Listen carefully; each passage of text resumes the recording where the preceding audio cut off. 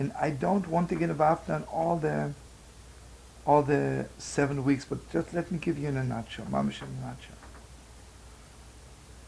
Because everybody knows that our existence, the world, and our life is based on 7 emotions, 7 spheres, whatever you translate it. The first thing is chesed, is love. The second is kavur, strength. Then comes tiferes, beauty. Netzach is all victory or eternity. Hod is shining. Yesod is foundation, which is the deepest depth. And Malchus is kingdom. Okay, now listen to me in a nutshell. The Ishbitzer says, till Hoyt, till the 5th week, which was last week, Lag BaOmer, we are talking about the accounting the days. That means we purify ourselves where our consciousness reaches, where prayers reach. And if you purified yourself to that extent, to that level, then something happens between now Pesach and Shavuos, that God gives you strength to reach that level of your unconsciousness and of the deepest depths of your being.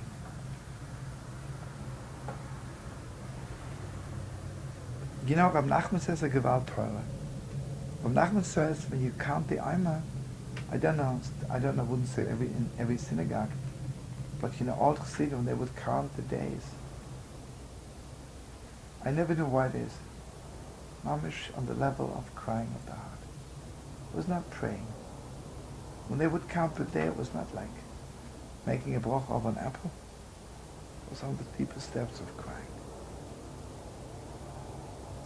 Like absolutely reaching the deepest depths of my heart.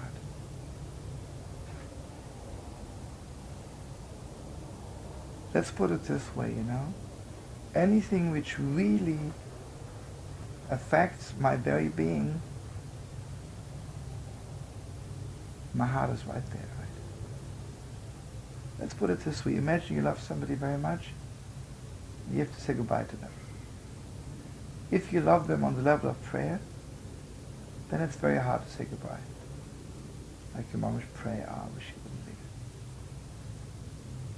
If your relationship is on the level of tzakas halev, it's mamish taking out your neshama, right?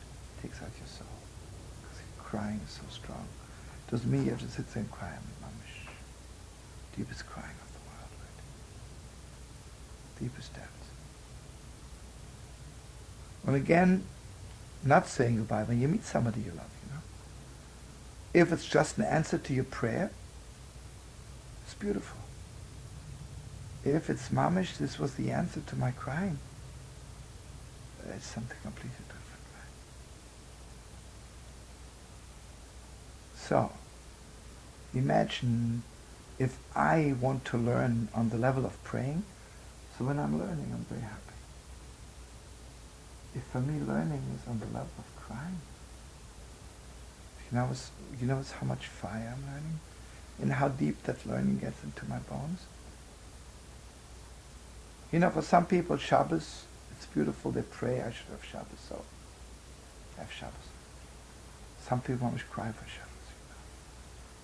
You know. Or let's say a better example. Some people pray for Israel. Some people cry for Israel. So depends. What do you feel when you're there, right? If you pray for Israel, so you feel very high and holy. If you were crying all your life for Israel, right? So depends. What do you feel when you're there, right? If you pray for Israel, so you feel very high and holy. If you were crying all your life for Israel,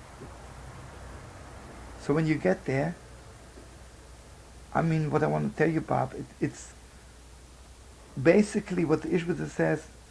Before Shavuos, something has to happen that mamish, my consciousness connects itself to this deepest deeps of my highest unconsciousness, highest being there is.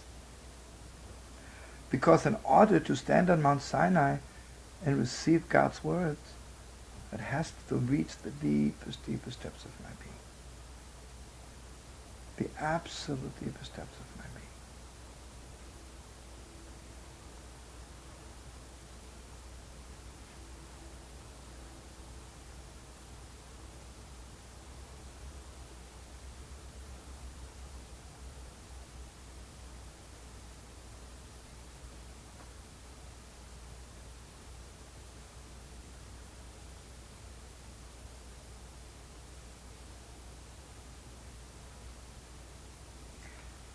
You know, I understand something very deep, you know.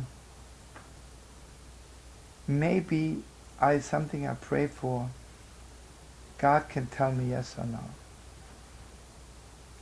Whatever I'm crying for, God can say no. Because I'm not praying for it. I'm just crying for it. I'm not saying, God, you have to. Something else, you know.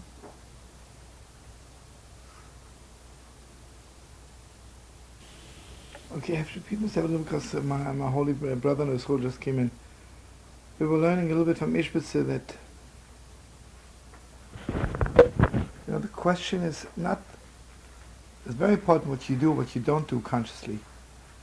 But the question is, the real question is, how deep is it carved into you?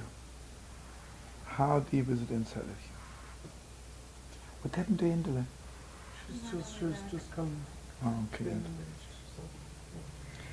So we're learning the whole thing.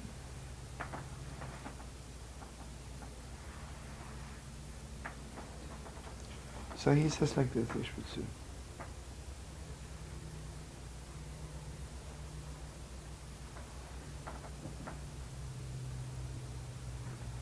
You know, the question is,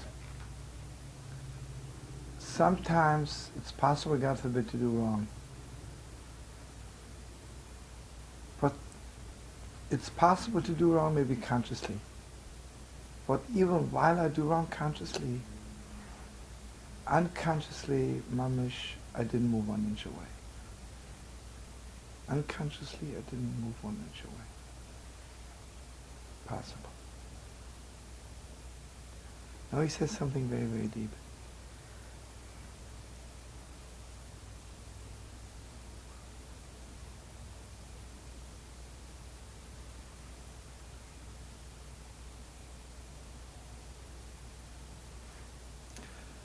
I don't know exactly how to explain, but let's say as something, right? Imagine, I told somebody as a good example. You know, Schol, you know my house in New York, ex-house. So when we lived about 4 steps down, you have to go up. So sometimes I would take Neshama to school. So in the fall, a lot of leaves lying there on the steps. Okay, so one time Neshama picked up a leaf and she gave me a little leaf as a present. You know? At that time I had a safe on me, I put it in the safe. You know? Okay, imagine I will walk up to somebody and say, you see, this leaf was given to me by my daughter Neshama. They'll smile, you know, and say, oh, very nice. Now, what do they know, right? Amish nothing, right? And it's not because they are bad. They could be very holy, but just, they don't know what I mean, right? What do they know? Basically, let's put it this way. What do we know what God means, right? Let's put it this way, you know, someone asks you, what's Shabbos all about? So you'll take out this book, the Sabbath, and it's explained very beautifully. You have to rest, and God created the world. You'll knock off the whole thing, whatever you know. You really think that's all there is to it? This is all there is to it. I mean, they know about Shabbos like the stranger who sees the leaf which Neshama gave me. I mean, I'm talking about God now, which is brilliant, I mean, infinitely more, right? What do you know about Shabbos, right? Let's put it this way.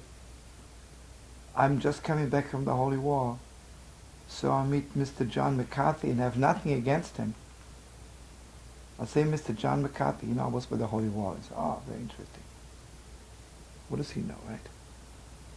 I'm not knocking him. He's a good person. How can he know what I as a Jew feel about the Holy War?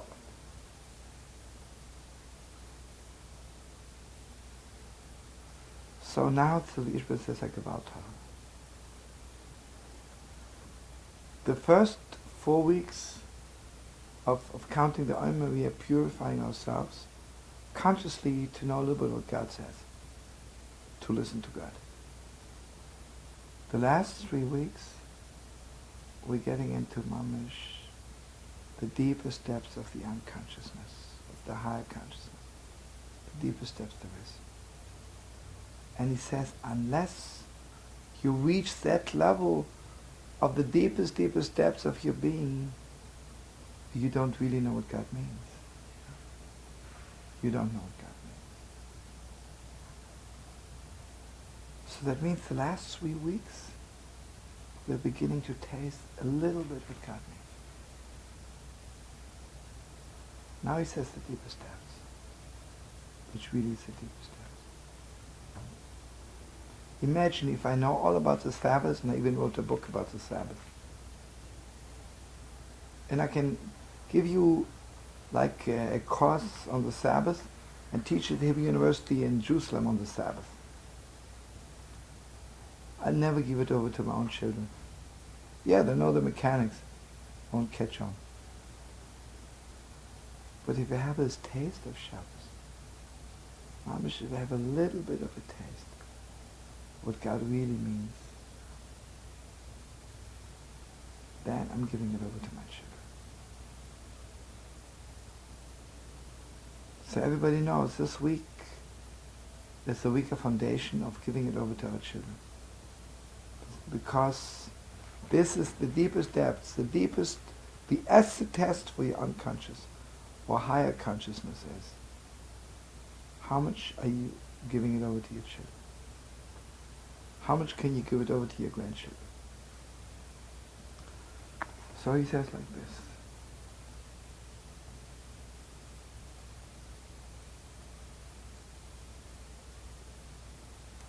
You see, he says, we're learning it before and I'll make it strong again.